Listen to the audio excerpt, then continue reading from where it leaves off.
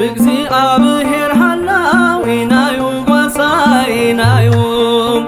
እግዚአብሔር ሃላዊናዩ ጓሳይናዩ አበረኻ ኣብ ስደት አበረኻ ኣብ ስደት ኣብ ዝኾነ ቦታ አበረኻ ኣብ ስደት አበረኻ ኣብ ስደት ኣብ ዝኾነ ቦታ ድኻምና ዝፀውር በደልና ዝዕግዝ ፍጹም ከይንመውት ሕማምና ዝፍውስ ትጉህ ባሳና ፍጹም ዘይታኽስ ምሳና ወቪሩስ ምሳና ዝምለስ እግዚአብሔር ሃላዊናዩ ጓሳይናዩ እግዚአብሔር ሃላዊናዩ ጓሳይናዩ አበረኻ ኣብ ስደት የሕዋተይ በመንፈሳዊ ደቀይ ለአኻትኩም ዝራይ አምላኽ ክብሪ ምስጋና ንኣምላኽ እዩ። ድሕሪ 11 ዓመትን መንፈቅን ኣብቲ እግዚኣብሔር ዝኣዘዞ ዕለትን ሰዓትን ብሰኻትኩም ዘራኸበኒ ንእግዚኣብሔር ምስጋና የቕርበሉ ኣለኹ። ክቡራን ዓበይቲ ኣሕዋተይ ክቡራን ንኣሽቱ ደቀይነን ብመንፈሳዊ ኣምላኽ ንወዲ ሰብ ዝህቦ ብኣኮቴትን ብትዕግስትን እንተደኣ ተቐቢሉ ኣብቲ ዝደለዮ ሰዓት ኣምላኽ ንሰብ የፈፅሞ ስለ ዝኾነ ሊቃውንቲ እትፈልጥዎን ሊቃውንቲ እትነግርዎን እዩ። ኣነ ኣብቲ እግዚኣብሔር ዝፈቐዶ ቦታ ምስ ቀረብኩ ምስ ኣተኹ መንግስትና ኣብቲ መኖርያ ሓለዋ ገይሩ ውቡእ ገይሩ 11 ዓመትን መንፈቅና ፅንሐኒ መን እዩ ኣብ መኖርኡ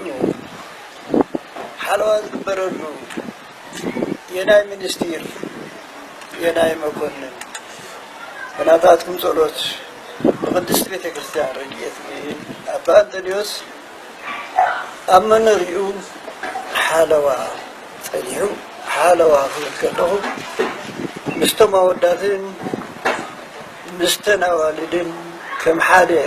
ኣካል ቤተሰብ ኮይና እዚ ሓደ ነገር ብሰላም ተሳታቶም ከምዲ ፀናሕኩ ንኽቡራን ኣሕዋተይን ደቀይን የረዳእኩም ኣለኹ። በዲ ሓደ ስቅያት ፀኒሐ እግዚኣብሔር ፈቒዱ ኣምላኽ ዝፈቐዶ መሰረት ካብ ስምረት አንድነት ገዳማት ካብ ሊቃውንቲ ኤርትራ ቤተ ክርስቲያን እግዚአብሔር ፈቅድዎ ከምቲ ጎይታና ኢየሱስ ክርስቶስ እቶም ቅዱሳን አቦታትና ሓድሽ ትእዛዝ ዝሃቦ ነንሕድሕድኩም ተፋቐሩ ነዚ ሒዞም ብዙሕ መዓልቲ ኣብቲ ዘለኽዎ ቦታ እኳ 17 እዩ ብክልተ ሰሙን ወርሒ ኣብ ጣዕሞም ዝመፁ ግዜ እግዚኣብሔር ፈቃዱ ኮይኑ ግን እቲ ሳቶም ዝበልዎ ተኣነ ዝበልክዎ ኣብ መማህራን ገዳማትን ኣብ ሊቃውንቲ መማህራንን ቀሪቡ እተወሰነ ኣነ ከዓ ፈቃደይ ኮይኑ ከዓ ከም ዝፈረም ኩሉ ኣብቲ ሕውነት ኣቲና ኣለና። ንኣምላኸይ ዘመልክቶ ንኣምላኸይ ዝነግሮ ዝነበርኩ ድሰምዓኒ ኣምላኽ ኣብዚ ሓለዋ ዝፈለኹ ንኣዳም ዝተዋህበ መሬት ኢኻ እሞ መሬት ተኣቱ ዝብልዎ ኣይብፅሓኒ ኣምላኸይ ኢለ ሰሚዕኒ ሰማዕ ኣምላኽ ብሂወት ንስኻትኩም ንሰሕዋት ሊቃውንቲ ኣራኺቦም እግዚአብሔር ምስጋና ይኹን። እግዚአብሔር ፍቃዱ ኮይኑ እንኳን ረኸበና ተሓንዶ ዒላትኩም ይብል ከቤለኹም ይብል ንኣኻትኩምን ንቤተሰብኩምን ረድኤተ እግዚአብሔር ኣይፈለኩም ሰላምን ጥዕናን ንሃገርና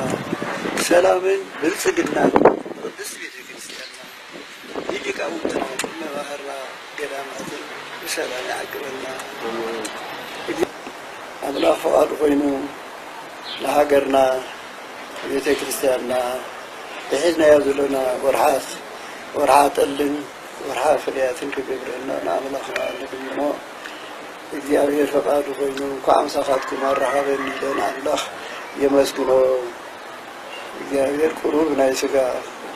ቃል ዘቁሩብ ምሽት ያለሃንሞ ብጸሎታትኩም ከአዘክሩ ጠና ኸይበኒ ጠና ዘቁሩብ ወዲ 89 ኮይነ ዘቁሩብ ጊዜያት ካብ እግዚአብሔር ድረፋስ ብጠና ብጸሎታትኩም አይተረስኡን እንደልኩ ቃለ ይዛዕጥሉ እግዚአብሔር ይመስገን ሰጥኩሉ ዛብና ወራሼ ሰጥኩሉ ዝተዋሃበ ትምህርቲ ሰጥኩሉ ዘቃናዕሁና ነዝጉዓዚ ነቲ ናሁሰና ይወንሃ አዳም ሰበይ ህሉ አሃሁ ረዝብ ቃል እግዚአብሔር በመኸታል ከምዚ ጌርኩም አካባቢኩና ዘንሲኹም ጠጥዕሙ ዘስማዕኹምና እግዚአብሔር ጠጥዕሙ ይኸቡ እናመስገንና ሕጂ ግን ምናልባት ዘማቦታትና ድኻም ኣሎ ምርብራብ እውን ኣሎ እሞ እቲ ዘሎ ሃዋህው እኳ ዝፅገብ ኣይኮነን እንተኾነ ግን ዘምር በመጠን እሞ ኣቦታትና እውን ድኻም ከይስምዖም መደባትና ዳርጋ እዚ ወዲና ኣለና ብጸሎት ትዛዝሙልና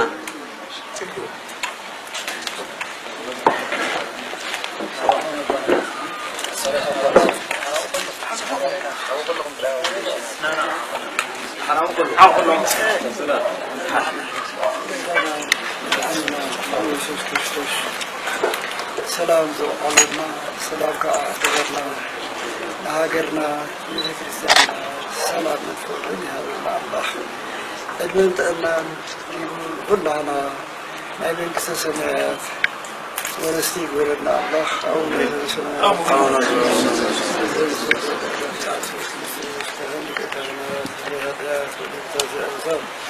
وَلُّ وَرُكَزَةِ وَرَانُ وَغَمَهُ سُلْطَانَ الْأَمَوِينَ هَؤُلَاءِ أَنْتُمْ أَوْوِيَ كَانَاتْ وَأَوْوِيَ كَبَنَاتْ إِدْوَانَ سَائِرُ بَهِتَنَاتْ وَزَعَلَفِنَ هَلْكُمْ وَزَيْنَاتْ سَيْكَرْكُمْ كُلُّ ضُهَانَ وَنُضُهَانَ يرسين يرسيكم دلول مكسسنات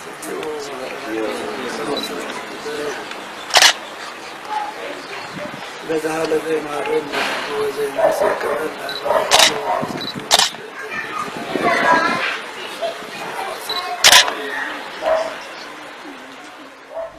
موت سمال وحودات لومي أعلاف كوينا سراح أملاخنا يو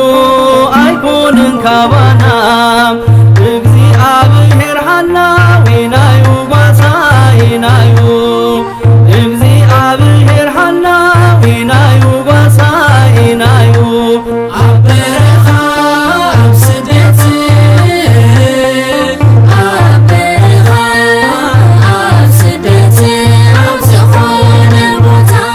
دقيم نبرابر قزينا أخيلو حدش معرف نخفت هيوت نرغبلو مسقانا نقرب بحبر نسمو يسوس كريستوس سلام يا عالمو اكزي أبهر حنا وينا يوم وساينا يوم اكزي أبهر حنا وينا يوم وساينا يوم